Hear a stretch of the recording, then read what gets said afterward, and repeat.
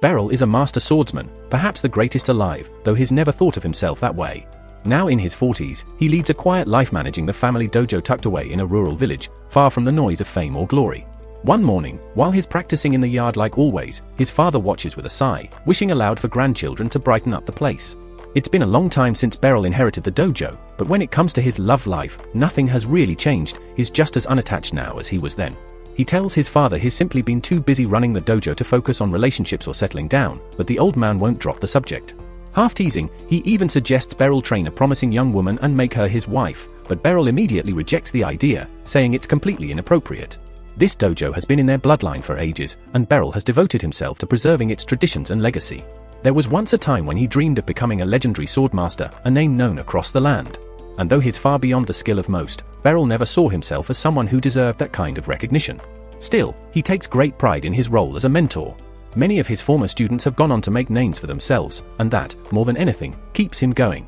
That evening, as the day winds down, Beryl joins his parents for dinner. His father, relentless as ever, brings up the subject of marriage again. He even tries to rope in his wife to back him up, but she takes a more gentle stance. She says there's no need to rush, though she does admit she'd love to see a grandchild someday. That comment nearly makes Beryl choke on his food. It's a nice idea in theory, but it's not like he's got anyone in his life, not even a hint of a romantic interest. Beautiful women don't just appear at your door out of nowhere. Except, right on cue, there's a knock. When Beryl opens the door, he finds a striking woman waiting outside. She bows politely and addresses him with respect.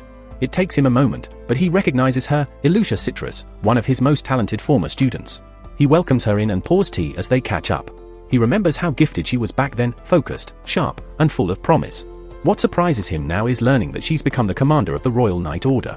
Naturally, he asks what brings her all the way out here. Ilusha explains that as commander, she's responsible for overseeing new recruit training.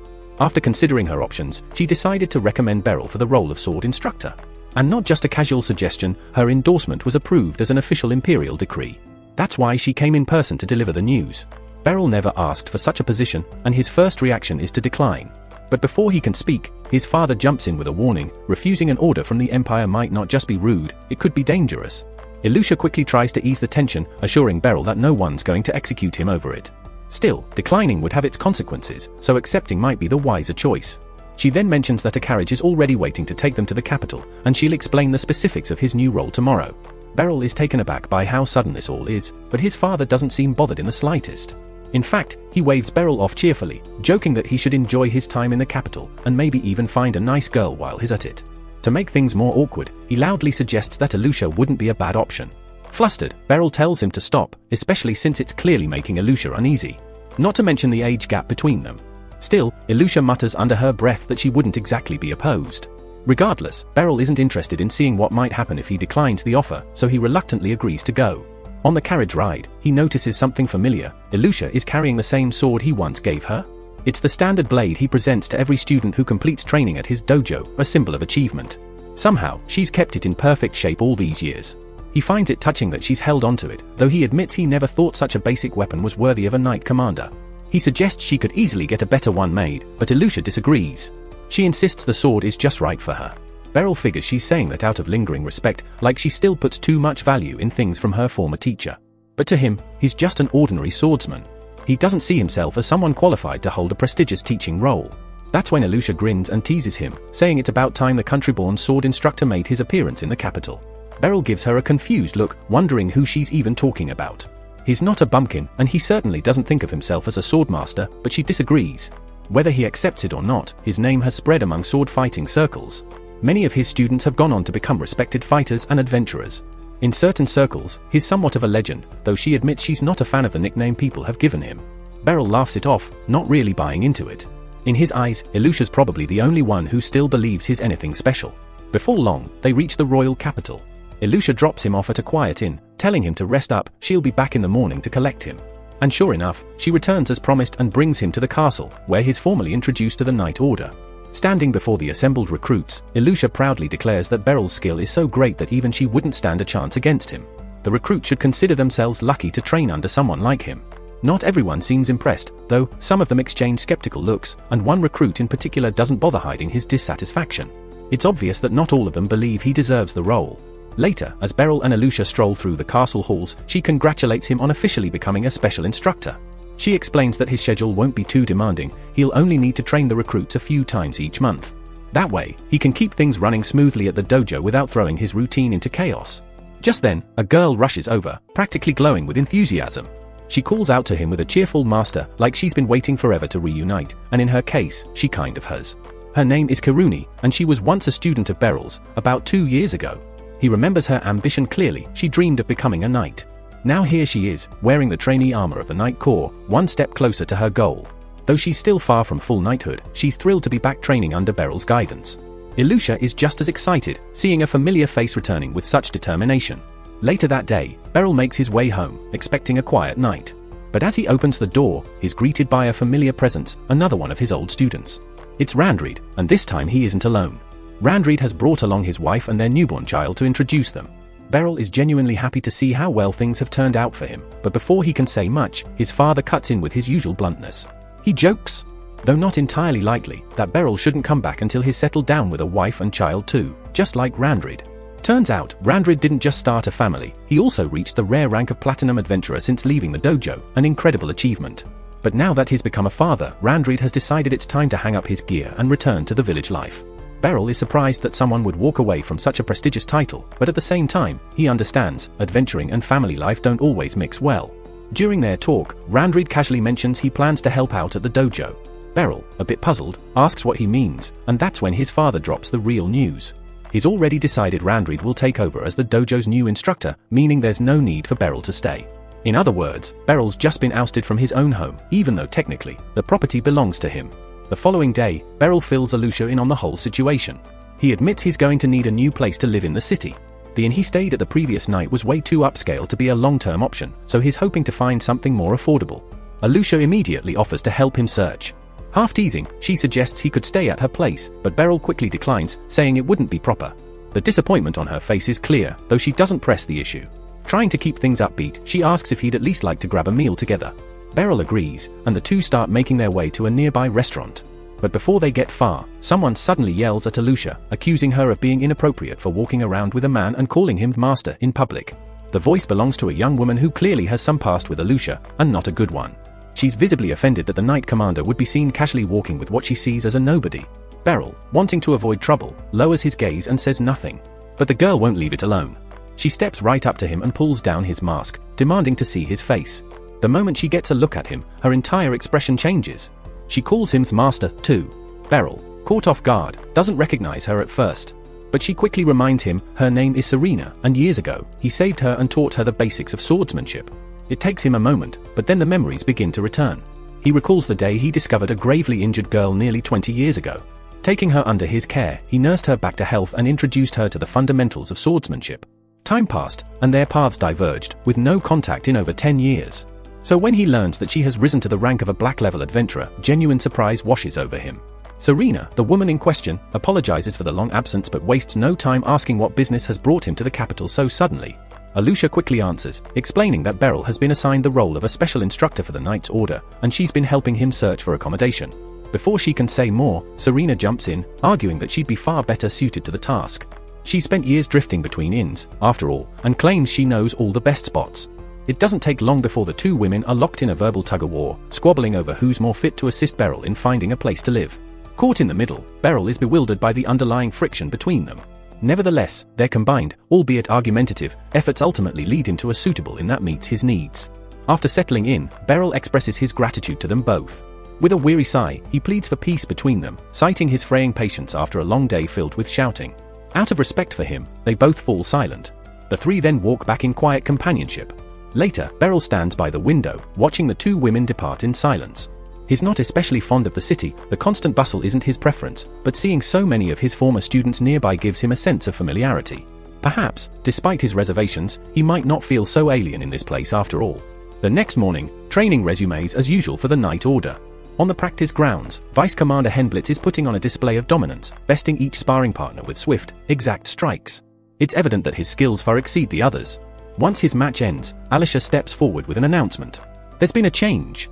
Beryl will now oversee training sessions more frequently instead of only once a week. She declares that she, too, will be directly involved from this point onward and urges everyone to give their utmost. Beryl moves to address the group, offering a short introduction and expressing his anticipation in working with them. But before he can begin, Henblitz steps up with something to say. Henblitz informs him that anyone granted the title of Special Instructor must first prove their capability. As a matter of procedure, and without ill will, he formally challenges Beryl to a duel. It's a test of strength, meant to verify Beryl's qualification. As Vice Commander, he has every right to request it, and Alicia quickly gives her approval. Beryl suppresses a sigh, silently wishing Alicia would stop volunteering him for these challenges without warning. But since Henblitz made the demand, there's no turning back now. The Vice Commander suspects Beryl's presence is due more to Alicia's favoritism than actual merit. From his perspective, just because Beryl once mentored her doesn't mean he's still suited for the role. Henblitz intends to settle the matter here and now, by defeating Beryl in front of the entire Order. To his own surprise, Beryl finds himself agreeing with much of what Henblitz has said. He's never thought of himself as someone worthy of a title like Special Instructor. But losing now would cast a shadow on Alicia, who went out of her way to support him. For her sake alone, he resolves to give this match everything he's got.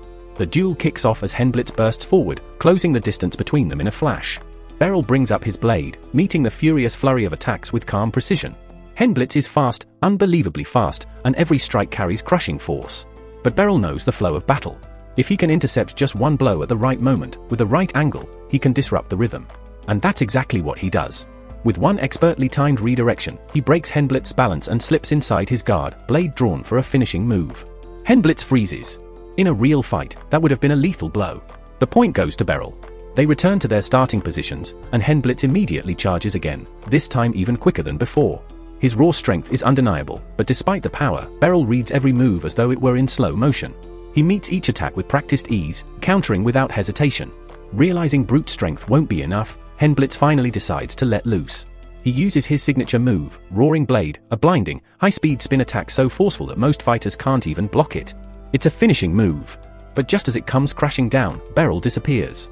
In a breath, he reappears behind Henblitz, his sword resting calmly at the man's neck. That's it. Match over. Beryl wins. Henblitz doesn't look angry, just amazed. He concedes with grace and apologizes for underestimating him. Later that evening, he throws a small party to formally welcome Beryl as the night's new instructor. Even as the celebration winds down, Henblitz can't stop wondering, how did Beryl counter that technique? When he finally asks, Beryl humbly explains he moved with a spin, letting the momentum guide him to Henblitz's blind spot. Pulling that off, though, takes flawless timing and instincts honed by experience. Henblitz chuckles, impressed by how simple Beryl makes it sound. Regardless, he's excited to learn under someone like that, and the rest of the recruits feel the same way. About a week later, two knights are sparring on the training field when Beryl strolls over to offer some advice. He's been watching them for a while and points out an issue with their spacing. He shows how overfocusing on your opponent's weapon can leave you open, giving them a chance to step in before you react. It might sound minor, but in real combat, half a step could be the difference between life and death. To Beryl, it's just a helpful tip, but the way the knights look at him, you'd think he'd revealed a sacred truth. Ever since the duel, they've treated every word from him like it's gospel. Truthfully, Beryl couldn't complain, training had been a lot smoother lately. Once the session wrapped up, he sat down to cool off. Henblitz approached him and passed over a towel. Beryl accepted it with a nod, wiping away the sweat. Not long after, Kiruti wandered over and casually asked if he had plans after this. He hadn't really thought about it, and his nonchalant answer was all she needed. With a grin, she offered to show him around the city a bit. It struck him then that he hadn't actually seen much of Baltrain, so he figured, why not? Kiruti lit up with enthusiasm and rushed off to change into more relaxed clothes. Meanwhile, Alicia was immersed in a series of meetings with royal officials, updating them on the current state of the Night Order, particularly regarding their new instructor. She reassured them that Beryl was already outperforming expectations. With her report complete, the meeting drew to a close. People had warned her about this position. Becoming captain of the Knights meant more politics, less time for swordsmanship. But she hadn't taken the job for personal glory. She accepted the role because it was the only way to bring Beryl to the capital. Years ago, as a young girl, her parents had enrolled her in Beryl's dojo for self-defense lessons. Even then, she'd sensed that he was someone worth learning from. Under his guidance, she trained rigorously, swinging blades, hopping across logs to hone her footwork, and building her strength with basic but demanding drills. His style was unconventional, but it made wielding a sword feel natural. One day, he invited her to spar, and she jumped at the chance, eager to display her progress.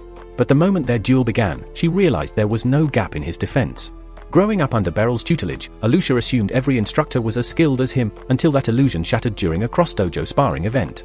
Her opponent that day was clumsy and reckless, charging headfirst, no strategy, no patience. She dismantled him easily. The match ended before it could really begin. Later, as the group headed home, Beryl seemed glad his students experienced a variety of fighting styles. Curious, Alicia asked if their dojo was just superior. After all, they'd won every match, even Beryl had bested the other school's master. But Beryl didn't like thinking in terms of superiority. Sure, they won, but what mattered most was what they learned from the match. Alusha understood his point. Then she realized something was missing, her hairpin. She figured she dropped it at the other dojo. Since it was important to her, she ran back to look for it. Once there, she spotted the guy she had defeated earlier. He had it in his hand. For a moment, she thought he'd return it without a fuss. But of course, it wasn't that simple. Instead, he tossed it inside the dojo and said if she wanted it back, she'd have to fight everyone there. He might have lost one-on-one, but now he had backup, and he was sure the odds were in his favor. Given how poorly trained those boys were, Alusha could have easily taken them down herself. But she remembered Beryl's teachings. He wouldn't want her using her skills to fight out of ego. So instead, she planted her feet, ready to take the blow rather than retaliate. Just before the sword could strike her, Beryl stepped in and took the hit in her place. The attack didn't do much to him, though he flinched slightly. Locking eyes with the boys, he asked calmly, "Is this really the kind of swordsman you aim to become?" One of them, still not understanding how foolish he was being, tried to strike Beryl again, this time aiming for his head. But Beryl ducked with ease, and in a swift, fluid motion, disarmed him. Before the rest could react, Beryl was already intercepting their attacks, deflecting each one with precision and restraint. Before the situation could escalate any further, the dojo master burst into the room. Having heard the uproar, he arrived as quickly as he could. The shame on his face said everything. Kneeling before Beryl, he offered a heartfelt apology, vowing that nothing like this would ever happen again under his watch. On the walk back, Beryl and Alusha walked side by side. He admitted that he had a bad feeling when she returned for her hairpin, so he followed just in case.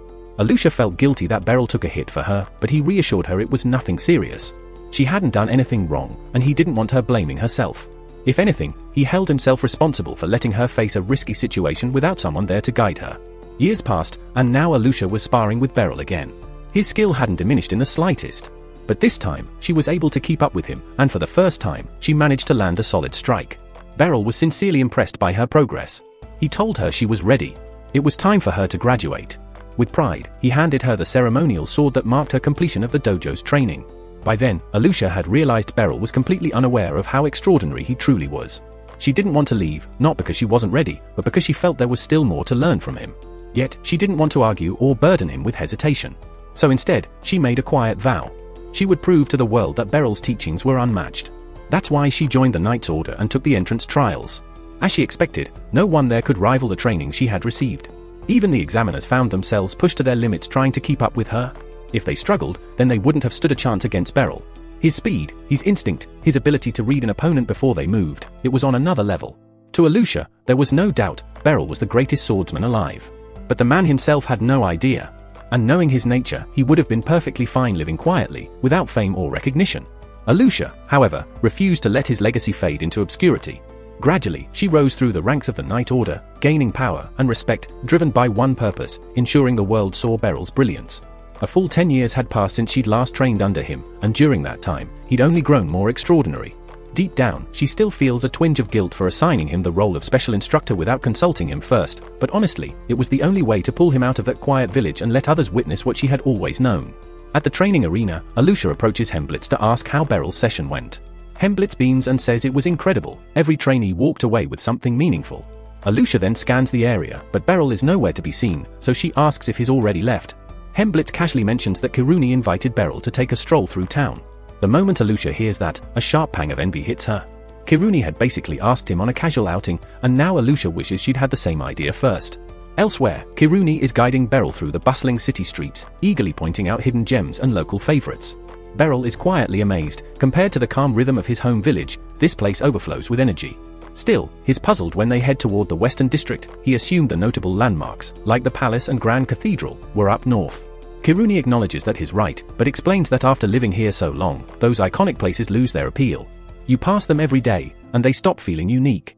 Beryl nods, though he admits he had been hoping to see them since it was something he'd been curious about. While they walk through the crowded market, Beryl suddenly hears someone call his name. He turns to see a young woman approaching, happily addressing him as master. Clearly, she trained under him at some point, but for the life of him, he can't recall who she is. She seems to know Kiruni well too, but that doesn't jog his memory. Disappointed, the woman gestures toward the sword at her hip, offering a clue. She's one of his former students. Beryl thinks hard, then it hits him. Her name is Fee Sale. She had trained at the same dojo as Kiruni years ago. Back then, she looked so different, it's no wonder he didn't recognize her immediately. It's been 5 years since they last met, and time has clearly transformed her. Judging by her uniform, she's done well, now serving as a high-ranking officer in the capital's magic corps. Beryl is proud, though caught off guard, he doesn't remember ever teaching her anything related to magic. This new path of hers is a surprise. Kiruni asks if Fissel's running errands, and she says she's here to pick up some magical equipment. Beryl looks puzzled at the term, so Fisel shows him a device and explains that it's designed to let nearly anyone perform magic. She, of course, doesn't need them, her magical skills are already top tier. Beryl is stunned to hear that. He always knew she had talent, but this level of mastery surprises him. Then again, as a member of the Magic Corps, it does make perfect sense. A sudden commotion breaks the street's calm. A woman shouts, her purse has been snatched. Beryl instinctively readies himself to intervene, but before he can make a move, Fisel steps forward with calm confidence. With practiced ease, she draws her sword, infuses it with a surge of magical energy, and releases a sharp arc of force. The energy catches the thief's legs, tripping him hard onto the pavement. Before he can recover, Kirini descends on him like a shadow and pins him down with professional precision. Beryl watches the scene unfold, quietly impressed. The efficiency of their teamwork stands out, but it's Fissel's magic-infused swordplay that truly catches his attention. It's unlike anything he's seen before. She later tells him that she channels her magic into the blade for enhanced close combat, and thanks him sincerely. His sword training helped her adapt her spells for melee efficiency. Beryl feels a warm pride knowing one of his former students turned that foundation into something remarkable. The following morning, Beryl rises early for a peaceful stroll, a habit he's picked up since staying near Ashton Hall. As he walks through the awakening city, someone unexpectedly calls out his name. He turns to find a small girl standing nearby, staring straight at him. Assuming she's lost, Beryl bends down and gently asks if she needs help finding her parents. To his surprise, she snaps at him for treating her like a child. She boldly claims she's the commander of the Magic Corps. Beryl assumes she's just playing pretend, maybe caught up in some fantasy. He chuckles softly, but the girl's glare sharpens. With a flick of her finger, she conjures an enormous fireball, holding it effortlessly in the air. Beryl's amusement fades. No ordinary child could pull off something like that. She introduces herself, Lucy. Despite her youthful appearance, she insists she's far older than Beryl and doesn't take kindly to being mistaken for a kid. Apparently, Fisel had spoken highly of him, almost like a legendary mentor, and that piqued Lucy's interest enough to seek him out. She's clearly impressed by what Fisel became under his tutelage and wants to size him up. Beryl brushes off the praise, crediting Fissel's growth to her own dedication and not his involvement. Still, out of courtesy, he continues walking with Lucy. Eventually, she steers him into an open plaza, a telltale sign for any experienced adventurer. She mentions that she trains daily but rarely finds worthy sparring partners. Now that she's finally met this so-called sword master, she wants a proper duel. Before Beryl can object, Lucy hurls a burst of flame in his direction. He's forced to leap back to avoid it. Clearly, she's not asking, this is happening. Beryl sighs, drawing his sword with reluctant readiness. Lucy wastes no time. She launches another massive fireball, forcing Beryl to dodge and sprint across the plaza, slipping between blasts and parrying with measured precision. Each explosive strike meets nothing but air or steel. Realizing her fire assaults aren't enough, Lucy changes her approach. 3 massive orbs of ice materialize above her and launch toward him with thundering force. Despite their massive forms, Beryl effortlessly cleaved through each one with a single, fluid swing of his blade. Watching his remarkable swordplay unfold in real time, Lucy's interest in their clash only deepened. Yet Beryl, eager to end things quickly, lunged at her, his intent not to injure, but to render her unconscious with a well-placed strike from his sword's hilt. Before he could close the distance, Lucy ignited in a sudden blaze, forcing Beryl to leap backward to avoid the searing heat. In that moment, Lucy genuinely feared she'd lose if she let him get too close. Beryl, on the other hand, silently wished he had some magic at his disposal, realizing how difficult it was to handle spells with nothing but steel. But Lucy wasn't about to relent. With a playful smirk, she conjured more fireballs, this time flinging them behind Beryl, steering his movement as he darted and weaved across the field. The sight of him scrambling amused her. It was clear this was Beryl's first real encounter with a magic user. He had no solid tactics prepared. Eventually, the barrage eased, giving him a moment to breathe. Just as he thought the pressure was over, a massive chunk of ice came crashing down from above, aimed directly at him. Beryl caught sight of it in time, meeting it with a sharp strike that sent it flying back toward Lucy. She quickly melted it with a fresh surge of fire, but the resulting burst created a thick mist that blanketed the area. Seizing the moment, Beryl surged forward through the fog to land a critical hit, but was knocked away by a sudden blast of lightning from Lucy. Neither had yet landed a decisive blow, and Lucy's frustration was beginning to show. She hadn't expected such a drawn-out battle. Realizing it was time to finish this, she paused, and Beryl, sensing an opening, started forward. But he froze mid-stride when Lucy summoned a swirling void of dark energy. Beryl didn't know exactly what it was, but instinct warned him not to approach. He stood still, keeping his guard up. After a tense silence, Lucy let out a breath and dispelled the ominous magic. Seeing Beryl remain calm despite such a threatening spell made her realize the fight was unnecessary. With a sheepish tone, she admitted she'd gone overboard and offered to end the duel. Beryl, now visibly relieved, accepted her apology. Facing someone like Lucy had been exhausting. His curiosity got the better of him, though, and he asked what the spell would have done had she unleashed it. With a casual shrug, Lucy explained that it might have torn his body apart. Still, she now understood why Fiesale held Beryl in such high regard. Most people would have collapsed in fear just from seeing it. It was rare for her to meet a swordsman who could remain so composed under pressure.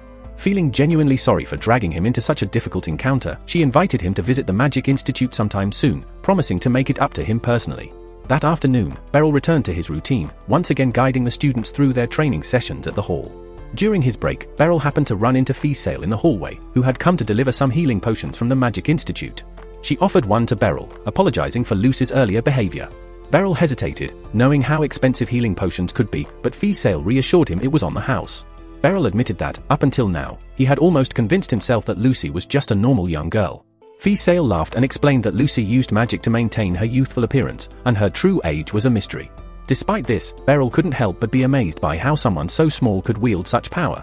He confessed that he genuinely feared for his life during their duel and had no intention of facing another wizard anytime soon. Fiesale, however, assured him that Lucy was an exceptional case. Most wizards couldn't cast spells as quickly or continuously as she could. Fiesale was confident that Beryl could easily hold his own against the average wizard. At that moment, Alusha arrived and interrupted their conversation, informing Beryl that he had a special request waiting for him. Curious, Beryl followed her to another room, where they found Serena. She explained that the Adventurers Guild had specifically asked Beryl to oversee special training sessions for the newest adventurers, preparing them for their first dungeon exploration. The mention of rookie adventurers reminded Beryl of his own youthful aspirations. Once, he had dreamed of becoming an adventurer, eager to discover the treasures hidden in dungeons. But that dream had ended quickly when he was soundly defeated by monsters on his first day and ran back home with his pride shattered. He shared his concerns with Serena and Alusha, pointing out how dangerous adventuring was. But that was exactly why they wanted him to handle the training. They assured him that all the preparations had already been made, and the task would not interfere with his current duties as a special instructor. In other words, there was nothing stopping him from accepting. Ultimately, the decision was his, so Serena suggested he meet with the guildmaster to discuss the job. The Adventurers Guild was nearby, so she led Beryl there immediately. When they entered the guildmaster's office, Beryl was surprised to find Lucy sitting on the couch, waiting for him as if it was completely normal. Apparently, she had heard about the job offer, and since she was close with the guildmaster, she rushed over to meet him again. A moment later, the guildmaster, Nidus, greeted Beryl warmly. After hearing so many positive things about Beryl from both Serena and Lucy, Nidus was certain they had found the perfect candidate. Beryl tried to remind him that he hadn't agreed to take the job yet, but Nidus cheerfully ignored his objections. Nidus gestured to his assistant Megan, instructing Beryl to speak with him about the details of the position. However, before they could go any further, Megan asked Beryl if he had any previous experience as an adventurer. Beryl's honest no to Megan's question left her uncertain about his qualifications to teach new adventurers. Beryl secretly hoped her skepticism would give him an excuse to turn down the offer, but it only riled up Serena and Lucy, who had strongly supported him. Megan calmly clarified that she wasn't questioning Beryl's reputation out of disrespect, but out of concern for the safety of the adventurers, especially since strange monster activity had been reported. Magnus, understanding Megan's point, asked what Beryl would need to do to prove his worth. Megan suggested that if Beryl could defeat Serena in a duel, she would recognize his qualifications. Serena eagerly agreed, leaving Beryl with no way to back out. With the decision made, Nidus set up the duel immediately. Soon, the training grounds were filled with a lively crowd, eager to see the renowned Serena in action and curious about her opponent. Serena, thrilled at the chance to spar with her mentor, stood ready, excited for the challenge. Serena's past was a painful one. When she was young, her family was traveling with a merchant caravan. Tragedy struck when the caravan was ambushed by a monstrous beast that destroyed their carriage.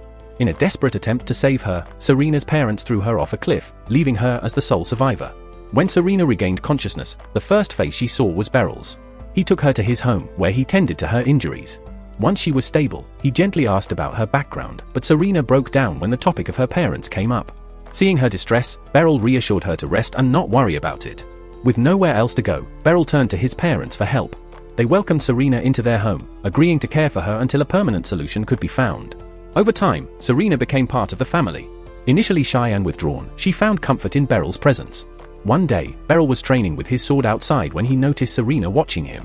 He invited her to join him, hoping it might help her open up.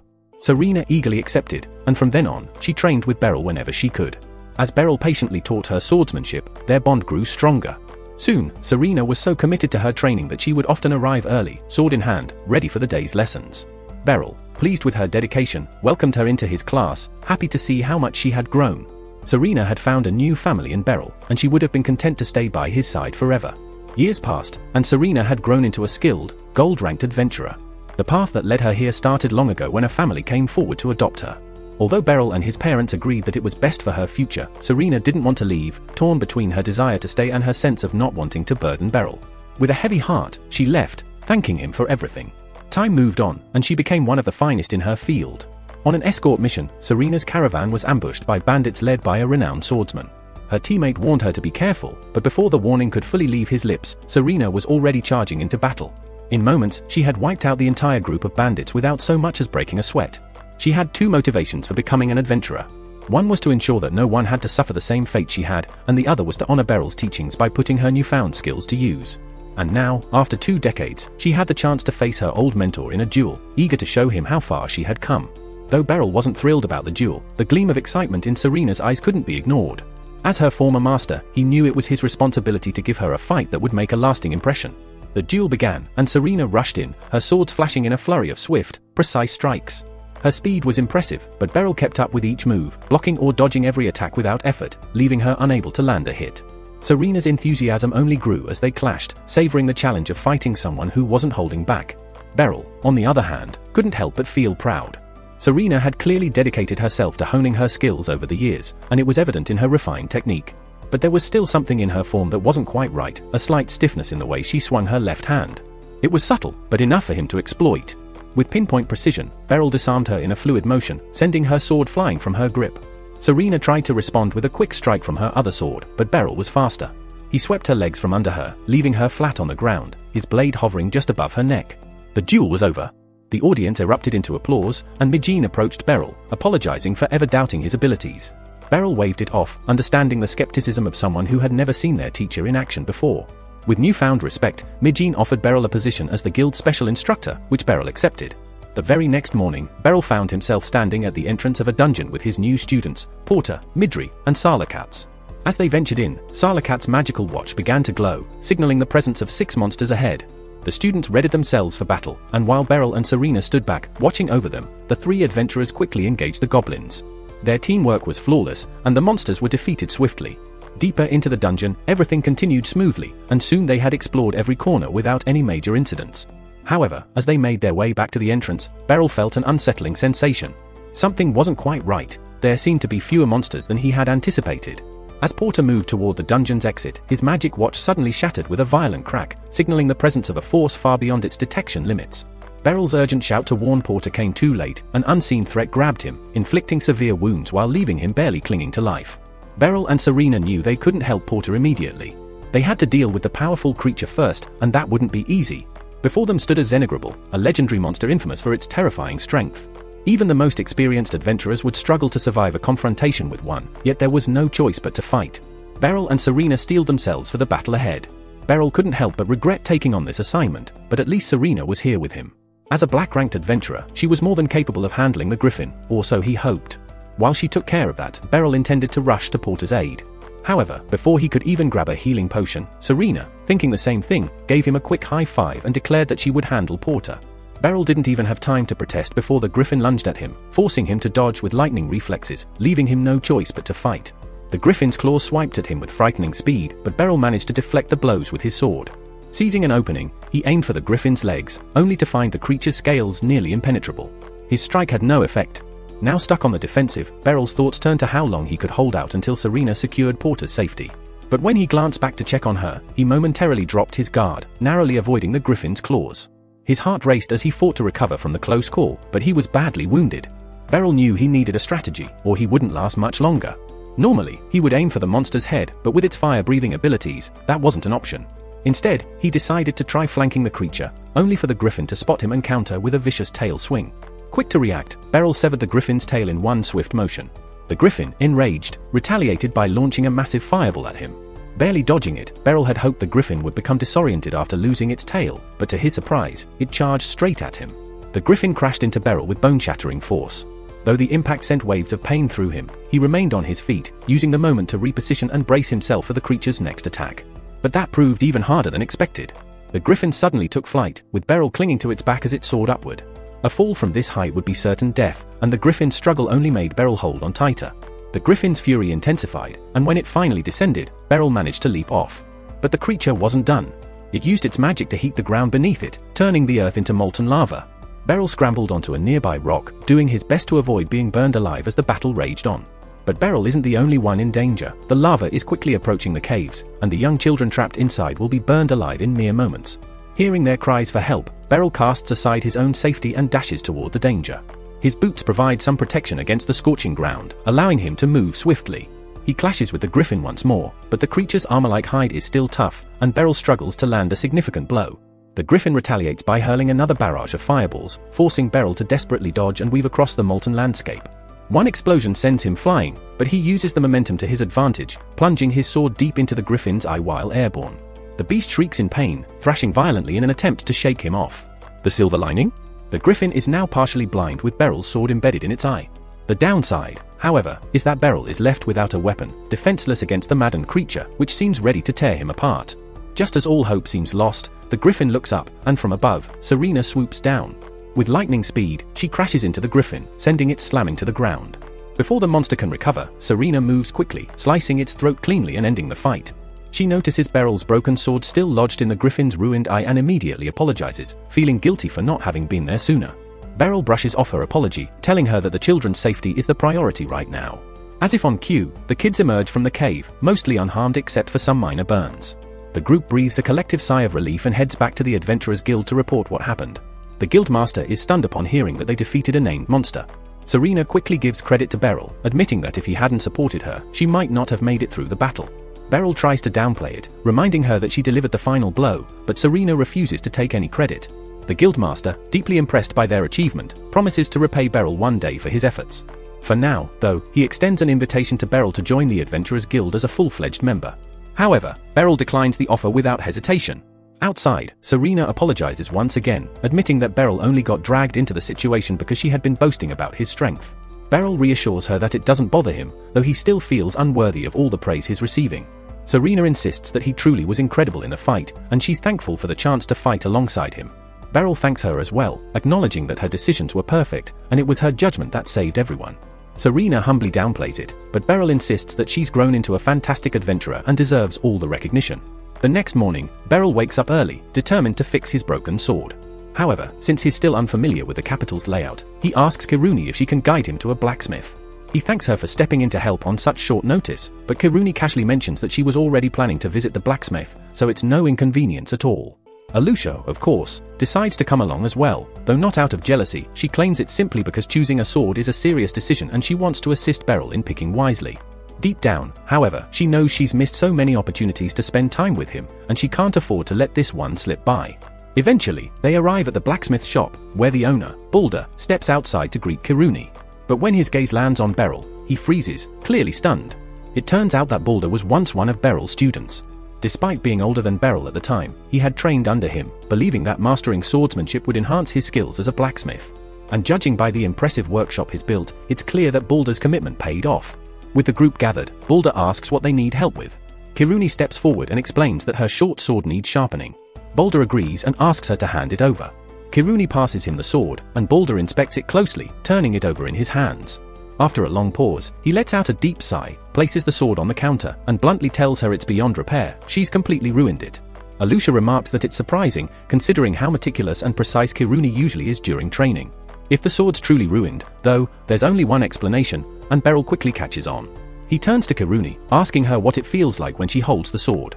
Kiruni pauses for a moment, then replies that it feels light to her. At that, both Beryl and Balder instantly realize the problem. They explain to her that if she can't properly feel the weight of her weapon, it won't be effective for her to wield. With that settled, they decide it's time for Kiruni to get a new blade. Beryl suggests she might be better suited for a two-handed greatsword. Kiruni may be small, but her strength is enough to handle the extra weight. He hands her a greatsword to try out, and while it feels heavier than what she's used to, it's still manageable. Confident she can handle it, Kiruni decides to buy it, especially since it was Beryl's recommendation. Plus, it looks great slung across her back. Now that Kiruni's situation is taken care of, Beryl starts looking for a replacement for his own broken sword. However, Alusha quickly interjects, insisting that someone of his skill should have a custom-forged weapon.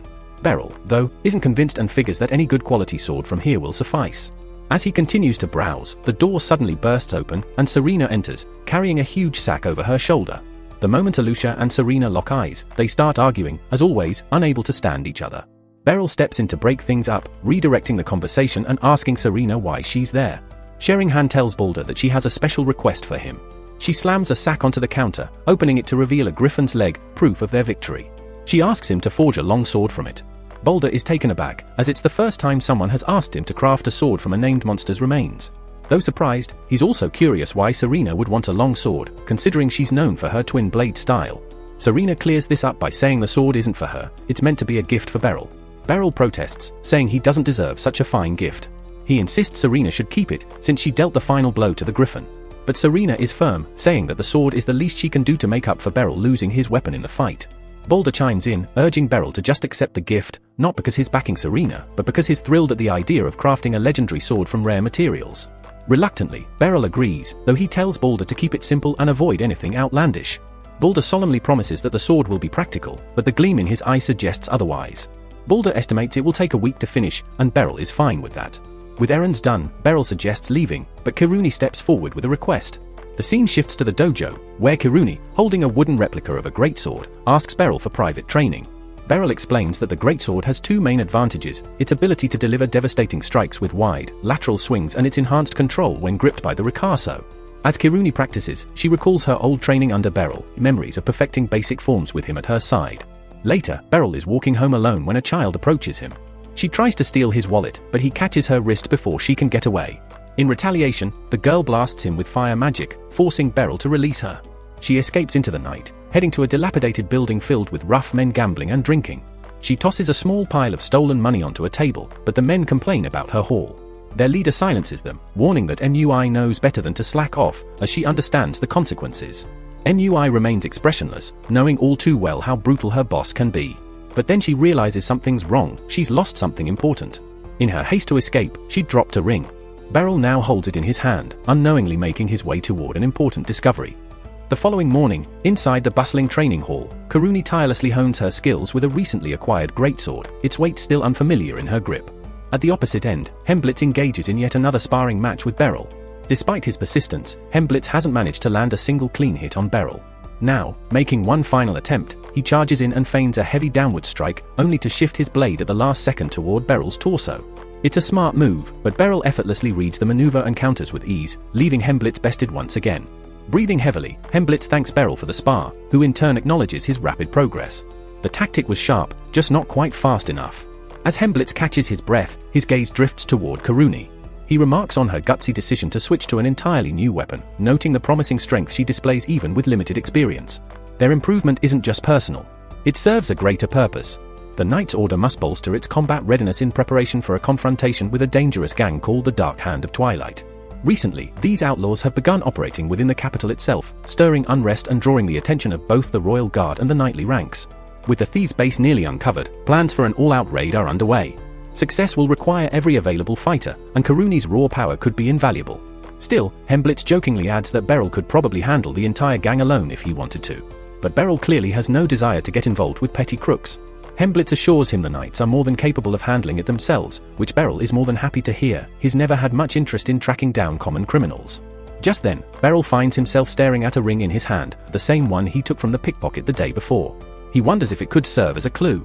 Before he can say anything, Kiruni spots it and jumps to a wild conclusion: Beryl's planning to give it to someone special. Hemblitz raises an eyebrow, clearly thinking the same. Kiruni then bursts into laughter, teasing that if it's for Alusha, he might want to find a ring that doesn't look like it was made for a child. Beryl, visibly confused, tries to stop the growing misunderstanding and finally clarifies.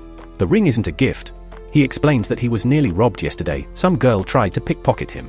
He caught her just in time, but she escaped after blasting fire magic in his direction. Kiruni finds that odd. If the thief really had access to magic, there'd be no reason to steal. Anyone with that kind of power could attend the Magic Academy without paying a single coin, all expenses covered. Hemblitz offers a theory: maybe the flame was produced by a magical artifact rather than true spell casting. Regardless, he asks what Beryl plans to do with the ring. Beryl shrugs and says he has no interest in keeping it.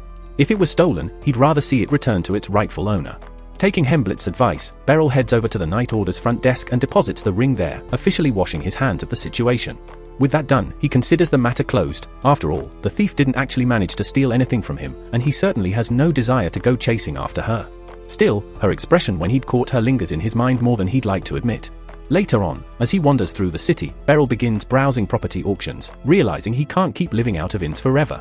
However, the staggering prices make his head spin. While his income as a knight technically covers it, dropping that much money feels excessive. As he mulls it over, he notices a girl behind him, anxiously scanning the crowd. Curious, he steps closer to ask if she needs help. When he sees her face clearly, he instantly recognizes her, the same girl who had tried to rob him the night before. He casually brings up the ring, wondering aloud if that's what she's looking for. At his words, the girl lashes out at him, assuming he's taken it. Not wanting a public scene, Beryl urges her to calm down. He explains that the ring has already been handed in at the Knight Order's desk and that he no longer has it. Obviously, she wouldn't be able to just stroll in and claim it herself. Then he asks her straight out if she had actually stolen it. After all, her desperate effort to get it back suggests it holds some deep significance. She replies firmly that she didn't steal it, and that's enough for Beryl. He tells her to come with him so he can help her recover it. Although she's hesitant, he points out that without his help, she'll have a hard time proving the ring belongs to her. With a reluctant sigh, she agrees to go with him, though her sour expression shows exactly how she feels about it. When they arrive at the Knight Order headquarters, Beryl retrieves the ring, but before handing it over, he asks for a quick word with her. Just then, Alusha appears, and upon seeing the two together, she jumps to conclusions, assuming MUI is some illegitimate daughter Beryl's been hiding. He quickly shoots down that idea. They all go inside, where Beryl explains everything in detail to Alusha. Once she understands the situation, she asks him what he wants to do about MUI. Ordinarily, Alusha would be expected to arrest someone for theft, but Beryl clearly doesn't want that. Instead, he asks MUI if she'd be willing to give up pickpocketing in exchange for her freedom. Rather than lie or dodge the question, she simply demands the ring back. Her bluntness makes it clear she has no intention of changing, but her refusal to lie about it strikes Beryl as oddly sincere, like a thief who's honest in her own way. Alusha recalls hearing rumors that MUI had used magic during an altercation with Beryl. Curious, she questions whether MUI wielded a magical artifact or if the ability was her own. MUI responds that she cast the spell herself. Hearing this, Alusha explains that if MUI truly possesses innate magical ability, the noble Kingbin would gladly assume responsibility for her care, meaning she wouldn't have to resort to theft anymore. MUI starts to slowly lower her guard and opens up, eventually admitting that she can't stop pickpocketing because she desperately needs $5 million. She confesses that her boss made her a promise: if she gives him that specific amount, he'll use magic to bring her sister back from the dead. But time isn't on her side, and earning that kind of money legally just isn't realistic for her. So, she turned to stealing. Beryl immediately realizes that her so-called boss is manipulating her. Resurrection magic isn't real. Still, he knows telling her that right now won't change her mind. Alusha then excuses herself, saying there's something urgent she needs to check on. With just the two of them left, Beryl gently asks if she wants something to eat. MUI declines, but her hunger is clear. Thinking quickly, Beryl steps away and returns moments later with a loaf of bread. As soon as he offers it, MUI snatches it and devours it without hesitation. Watching her eat, Beryl feels a quiet sense of relief. He's been concerned about her ever since he saw the pain in her eyes the day before, so being able to help her now, no matter how small the gesture, brings him some comfort. Once she finishes, Beryl hands back the ring she came for. With her mission complete, MUI says she's going to leave. But just as she's about to exit, Lucy bursts in, having been tipped off by Alusha about MUI's magical potential. Introducing herself as the head of a prestigious group of mags, Lucy enthusiastically invites MUI to train at a magic academy, making it clear they always welcome new talents. MUI declines the offer, insisting that joining the academy won't help her reach her $5 million goal. When Lucy presses her about the reason behind the hefty sum, MUI admits it's meant to pay a sorcerer who claimed he could bring her sister back to life. Upon hearing this, Lucy's tone shifts. She bluntly tells MUI she's being lied to, no such resurrection spell exists. But MUI clings to her belief, convinced she witnessed it herself. In her memory, she saw the so-called mage move her sister's body slightly, and in her overwhelming grief, it felt like a miracle. The man then demanded $5 million to complete the ritual. Since that day, MUI has turned to theft, determined to pay the price. Though Lucy is deeply sympathetic, she doesn't waver. She firmly reiterates that the promise of resurrection is a cruel fabrication, and no amount of money will change that. MUI lashes out at Lucy, accusing her of deception. But Lucy calmly counters, explaining that she's a highly esteemed mage who has spent centuries mastering the arcane. If resurrection spells truly existed, she insists, she would have known about them long before any obscure conjurer. Her words begin to shake MUI's confidence, leading her to suspect she may have been tricked. Lucy then presses her to reveal the identity of the magic user who made such claims. MUI eyes Lucy warily, questioning her motives. Lucy responds with cool certainty. She intends to confront the mage face to face to verify whether the man can truly raise the dead or if he's feeding false hope. If, by some miracle, his claims prove true, she promises to cover the $5 million required to bring MUI's sister back. But if he's a fraud, then he's disrespected the dead, something Lucy cannot let go unpunished. After a moment's hesitation, MUI reveals the wizard's name, Twilight, also the name of the infamous ringleader of the Twilight Thieves. Lucy immediately demands that MUI leave the matter to her. Lucia offers to assist, but her status as a knight would cause too much attention, so she asks Beryl to join Lucy instead. Soon, they arrive at the entrance of Twilight's base, and Beryl is taken aback that the hideout of a notorious gang sits just off a busy thoroughfare. He silently wishes he'd brought a real sword, but Lucy tells him his skills are more than enough, even with just a wooden blade, to deal with petty criminals. Without hesitation, she blasts open the front door, alerting the entire den. One bandit reaches for her chest, but Lucy reacts instantly, sending him flying with a burst of magic, dismissing him as an annoyance. She then tells Beryl to deal with the rest as she heads straight for Twilight. The other thieves catch sight of MUI lurking near the entrance and recognize her as the one who betrayed them. One charges at her in rage, but Beryl quickly intercepts him, jabbing the man in the throat with his wooden weapon. It might not be lethal, but it hurts enough to make them reconsider. The blow leaves no question, Beryl's not holding back, and neither is Lucy. While Beryl battles the enemies upstairs, Lucy descends into the basement to confront Twilight. The moment she enters, he activates a magical trinket, launching shards of ice toward her. But Lucy, being a highly adept mage, isn't fazed. She dissolves the icy barrage with ease. Twilight quickly switches tactics, pulling out another magical device that lifts Lucy off the ground using telekinesis. She instantly realizes this must be the trick he used to manipulate MUI's sister's body. Twilight doesn't bother hiding the truth. He arrogantly admits to using telekinesis to animate the corpse, deceiving MUI into believing he could bring the dead back to life. He mocks her for falling for such an obvious lie. He conjures a fireball, intending to end the fight, but Lucy has had enough. She retaliates with a powerful gust of wind that sends Twilight crashing unconscious into the wall. Meanwhile, Beryl is wrapping up the fight upstairs, having taken down most of the goons. One of them, barely conscious, starts ranting about how MUI should have been grateful to Twilight for everything he'd done. That comment pushes Beryl over the edge, and with a swift strike to the throat, the thug is silenced. Soon after, Lucy emerges from the basement, dragging Twilight's limp form behind her. She gives him a harsh ultimatum, come clean to MUI, or be knocked out again. Backed into a corner, Twilight confesses the truth, the resurrection magic was all a sham. MUI, overwhelmed by grief, realizes her sister is truly gone and that she had been clinging to a false hope. With the fight concluded and the criminals subdued, Lucy informs the group she'll summon the Knight's Order to make the arrests official. Shortly thereafter, the gang of captured outlaws is loaded into a prison wagon. Alicia expresses her gratitude to Beryl and Lucy for their help. But the matter isn't fully resolved. The artifacts Twilight had used were far too advanced for someone of his status to possess. It suggests a larger conspiracy, someone more powerful is orchestrating events from the shadows. As the prisoners are carted away, a mysterious figure, cloaked and concealed, watches silently from a distance. The stranger lifts a hand toward the wagon, and moments later, Twilight's body glows ominously from within. He dies in agonizing pain, silenced permanently. Later, the hooded man reports to his superior, confirming Twilight's elimination via a magical implant. The Pope, hearing the news, is satisfied. He still intends to repurpose the corpses Twilight had stockpiled for his own version of a so-called miracle, and nothing will stand in his way. That concludes the episode. Stick around and subscribe for what comes next. The following day, after Beryl wrapped up his training with the Knights, Alicia approached him with urgent news. She told him that during Twilight's escort the previous day, he suddenly exploded without any sign or trigger, leaving behind nothing but a mysterious magical device. The Magic Corps had taken possession of it and were currently investigating its origins, though no useful information had surfaced yet. When Beryl inquired about the missing bodies Twilight had been overseeing, Alicia explained that she'd already questioned his subordinates, but none had any idea what he had done with the corpses. All signs suggested that Twilight had been acting on someone else's orders. Their priority now was uncovering who had been pulling the strings. Later that day, Beryl visited the smithy to collect his newly forged sword, and he was honestly stunned by how beautifully it turned out. He was eager to try it out during his next session with Kiruni, but as he made his way toward the training hall, he noticed Lucy standing out front, clearly waiting for him. From her expression, he could tell it wasn't a casual visit. She told him there was something important she needed to talk about and invited him to her home for a private discussion.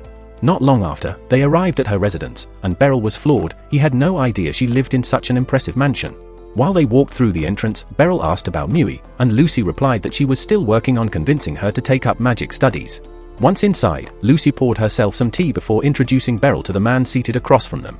His name was Eyebrow Halman, a priest affiliated with the Church of Sohin. Beryl greeted him politely, though he was puzzled as to why someone from the church would be there. Lucy explained that all the magical tools Twilight had been using originated from Sohin, and they'd found their way into his hands because of a corrupt bishop named Rivio Salin. In return for supplying Twilight with those devices, Bishop Rivio demanded he be provided with dead bodies. Suddenly, the reason behind Twilight's abrupt death by magical device made sense, but Beryl still couldn't understand why Rivio would want corpses in the first place. Eyebrow went on to explain that in the teachings of the Sohin Church, magic is considered a gift from the divine. Of all known miracles, the rarest and most sacred is the resurrection of the dead, a feat long thought to be impossible. While Eyebrow himself doubted such a miracle could truly be achieved, it was likely Rivio was secretly attempting to make it happen, which explained his need for the bodies. Given everything Eyebrow knew, Beryl asked why he hadn't stepped in already, but it turned out the situation wasn't so simple. Rivio was currently staying at the Sohin Church situated in the northern part of town, and the Night Order planned to summon him for questioning the next day. Ideally, he would comply, but there was a significant risk he might try to flee across the border. If that happened, and Rivio made it back to Sohin territory, the Knights would have no jurisdiction to pursue him. That's exactly why they're turning to Beryl. They need someone capable of stopping Rivos if he attempts to escape. Normally, either the Knights Order or the Magical Corps could handle such a task, but apprehending a bishop from Sohin by force risks igniting serious diplomatic conflict. Eyebrow lacks the strength to go toe-to-toe with a bishop as well. Beryl, on the other hand, is powerful enough to subdue Rivos and has no official ties to the Kingdom of Libra, which makes him the ideal choice politically. Lucia has already informed Lucia of the situation, and Beryl now has full authorization to use any means necessary. If Rivos tries to flee, if the allegations prove accurate, Lucy wants justice served. While Beryl doesn't have much interest in chasing down a bishop dabbling in resurrection, there's a possibility he could recover the remains of MUI's sister. She's not going to come back from the dead, but giving MUI the chance to say a proper farewell might help her find closure. With that thought in mind, Beryl agrees to take on the mission. Lucy thanks him earnestly and assures him he'll be well rewarded. As Beryl heads out, he nearly runs into MUI, who's just returning from the market. She clearly wasn't expecting to see him and asks what he's doing there. Beryl replies that he stopped in to discuss something with Lucy. Still, he admits he's glad to see MUI and relieved that she seems to be doing all right. MUI, however, struggles to understand why Beryl and Lucy continue to help her. She used to be a small-time thief and even tried robbing Beryl when they first met. Yet they saved her from Twilight, gave her shelter, and kept looking out for her. She couldn't understand why they bothered. Beryl could tell how overwhelmed she was. Her world had been turned inside out in a single night. He told her not to overthink it. No one here would ever manipulate or betray her the way Twilight did. She was safe now, and she had the right to live without fear.